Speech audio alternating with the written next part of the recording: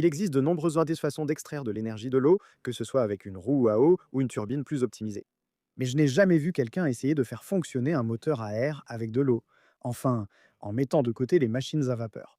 On peut augmenter la pression de l'air dans un réservoir en utilisant une pompe pour y injecter plus d'air dans un volume fixe sans utiliser de coca mentos. Ou bien on peut utiliser une quantité d'air fixe et réduire le volume du réservoir. Remplir un réservoir d'eau permet de réduire simplement le volume d'air présent. Mais un petit problème, c'est que l'eau doit être à la même pression que l'air, sinon l'air va simplement la repousser. Cependant, comme l'eau est environ 830 fois plus dense que l'air, nous pouvons utiliser cela à notre avantage. Si vous nagez jusqu'au fond d'une piscine, vous avez probablement ressenti la pression de l'eau sur vos oreilles. Et peu importe la taille de la piscine, vous ressentirez la même pression à la même profondeur. La pression statique de l'eau dépend seulement de la profondeur et correspond au poids de l'eau au-dessus de vous qui appuie vers le bas. Je compte utiliser cela pour créer une pression d'eau dans mon réservoir. Mon idée est de placer le réservoir d'eau au grenier, puis de descendre un tuyau jusqu'à mon réservoir d'air. La distance verticale entre ces réservoirs est d'environ 6,14 mètres, ce qui signifie, en théorie, que lorsque je laisse l'eau s'écouler dans le tuyau, le réservoir du bas devrait subir la pression équivalente à celle de se trouver à 6,14 mètres sous l'eau. Ce qui, lorsque nous calculons la densité de l'eau multipliée par l'accélération due à la gravité et la profondeur, devrait nous donner environ 0,6 bar ou 8,7 PSI de pression. Ensuite, nos bogettes, nous pouvons utiliser cet air sous pression pour, espérons-le, faire tourner un moteur à air, ou est-ce maintenant un moteur à eau? Alors, construisons ce réservoir. J'aurais pu opter pour une bouteille de soda en plastique, très bon marché, facile à trouver et résistante à la pression. Je veux quelque chose de plus sophistiqué en acrylique transparent, mais n'ayant jamais fabriqué de chambre de pression en acrylique, je dois faire des calculs. Par exemple, un tube acrylique de 150 mm aura besoin d'une plaque à chaque extrémité pour retenir l'air. Et à seulement 0,6 bar, la force qui pousse sur ces deux plaques d'extrémité est d'environ 1060 newtons, soit l'équivalent de supporter un poids de 108 kg. J'ai utilisé le logiciel de CAO Fusion 360 pour concevoir la chambre de pression en acrylique avec des plaques d'extrémité de 15 mm d'épaisseur. Après simulation de pression, les plaques d'extrémité épaisses semblaient probablement surdimensionnées. Mais cela me permet de découper ce rebord tout autour pour offrir une plus grande surface de collage. Je n'ai usiné du plastique sur ma fraiseuse CNC qu'une fois, avec du plexiglas transparent acheté en magasin pour fenêtres de cabanon. Je ne sais pas si c'était à cause de mes réglages ou de la température de fusion du plastique, mais le découpage était un vrai cauchemar. J'ai donc tenté de découper le couvercle en acrylique en croisant les doigts.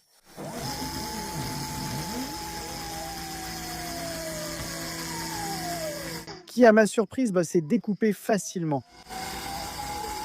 Une fois terminé, il s'adaptait parfaitement dans le tube. Il fallait maintenant percer et tarauder des trous pour ajouter des raccords pneumatiques plus tard. J'ai poncé la zone sur le tube et commencé à mélanger de la résine époxy, sans doute pas la meilleure colle pour l'acrylique. Mais c'est ce que j'avais sous la main et c'est assez solide. J'ai également utilisé suffisamment de matière pour remplir tous les espaces entre la paroi du tube et le rebord du couvercle. C'était un peu salissant, mais cela a bien fonctionné. On peut ensuite installer une entrée de tube en bas et un support imprimé en 3D pour laisser assez d'espace au sol. Sur le couvercle supérieur, je peux installer un manomètre et une sortie de tube pour l'alimentation en air du moteur. L'étape suivante consiste à faire passer un long tube depuis le rez-de-chaussée jusqu'à mon grenier, sur 6 mètres où j'installerai le réservoir d'eau. D'accord, c'est le premier test de pression. J'ai ici 5 litres d'eau et le récipient avec le tube qui descend au rez-de-chaussée. Je vais caler mon téléphone. Le problème, c'est que je ne peux pas vérifier les fuites en bas sans y aller, donc je dois espérer qu'il n'y en ait pas. Commençons à verser. L'eau coule. J'espère ne pas trouver une immense flaque d'eau en bas. Ça continue de descendre. Je devrais peut-être aller voir ce qui se passe en bas. Ça me rend un peu nerveux. Allons voir ce qui se passe en bas. S'il te plaît, pas de fuite. S'il te plaît, pas de fuite. Oh non, attends. Attends. Il n'y a pas de fuite. Et on a 0,5 bar. Oh d'accord. Je suppose que je devrais remonter et continuer à verser. Sympa.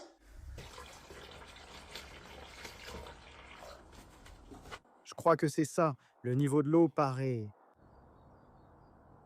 rester stable maintenant, donc allons vérifier la pression en bas. La pression en bas était d'environ 0,57 bar, soit environ 8,3 PSI, ce qui est très proche des 0,6 bar que j'avais calculé au départ. Cette pression suffit-elle pour faire fonctionner un moteur à air comprimé?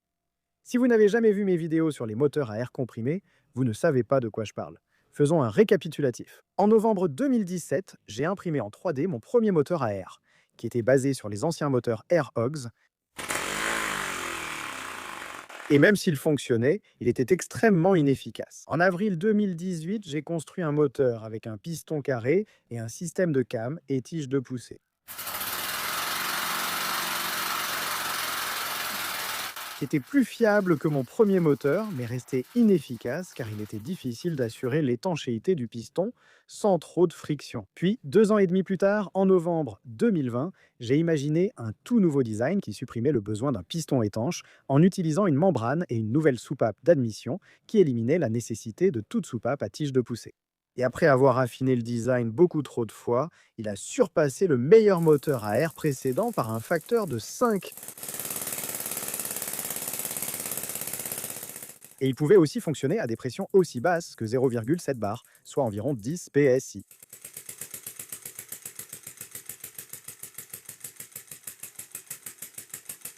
Mais est-ce que ça fonctionnera avec mon nouveau réservoir?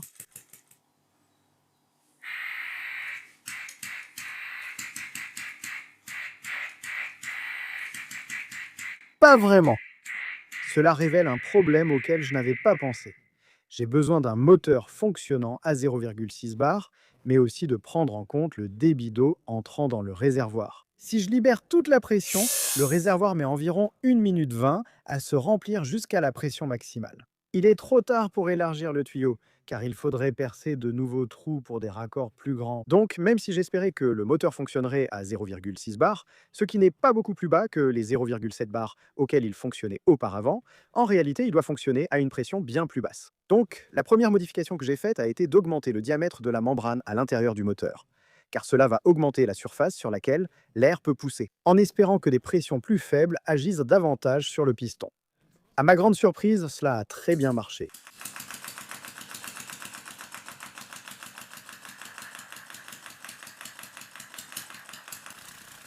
Jusqu'à environ 0,3 bar où le moteur s'arrêtait et je devais attendre que la pression remonte. L'étape suivante serait de créer un moteur à membrane plus grand pour fonctionner sous une pression plus basse. Petit problème, la conception du cylindre exige une section conique pour que la membrane puisse se déformer. Le piston a donc peu de soutien au sommet de la course et agrandir la membrane augmenterait la zone non soutenue pour le piston. Le piston et le cylindre doivent donc être plus longs, ce qui augmente probablement la friction.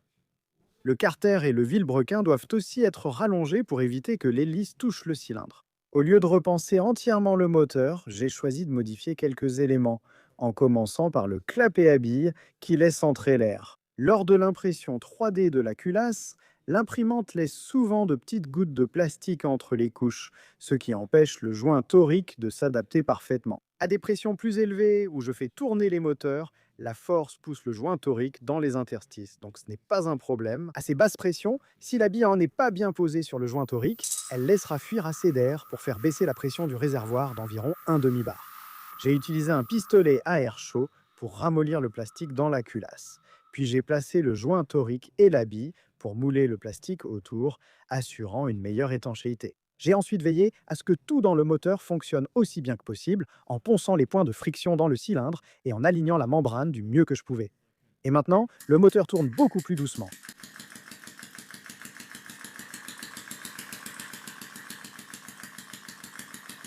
Mais il tourne beaucoup plus vite qu'il ne le devrait, et il manque d'air.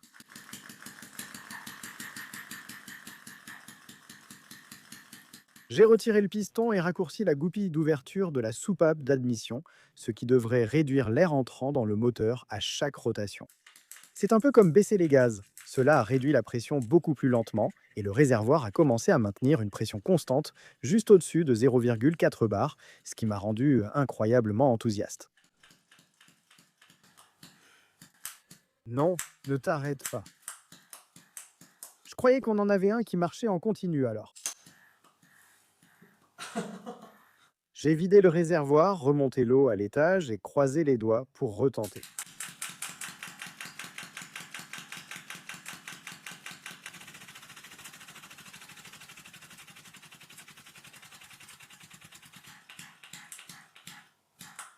Non! J'ai alors réalisé que ce bruit de cliquetis que vous entendez était en fait dû à un énorme jeu dans le vilebrequin, ce qui, je pense, décale le piston lorsqu'il n'est pas soutenu par le cylindre. J'ai donc retiré ce jeu avec une petite cale, monté le moteur sur un support solide et tenté un autre essai avec un réservoir plein.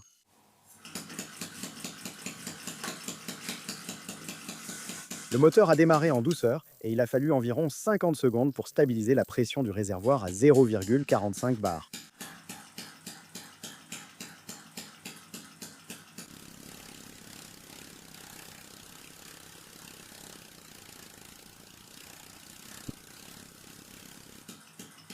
Environ 2 minutes 10 après le début de l'essai, le moteur a brusquement chuté en régime suite à une baisse de pression.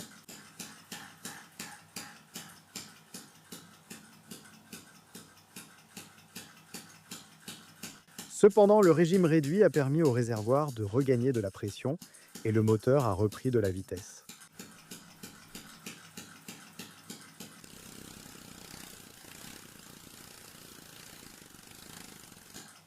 À 3 minutes 30 après le début de l'essai, le moteur a failli s'arrêter plusieurs fois avant de changer de direction.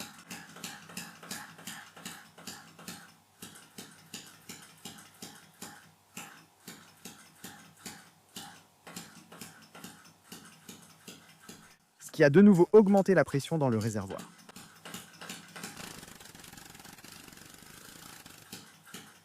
À ce stade, il reste si peu d'air dans le réservoir que chaque inspiration d'air prise par le moteur réduit la pression de façon considérable. Il a donc du mal à maintenir la pression constante. Quand l'eau a atteint le haut du réservoir, je l'ai arrêté plus tôt pour éviter de noyer le moteur.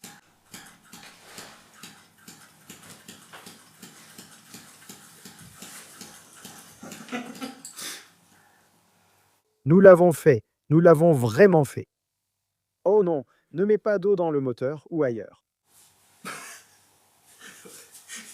Oui? Je n'arrive pas à croire que ça ait marché.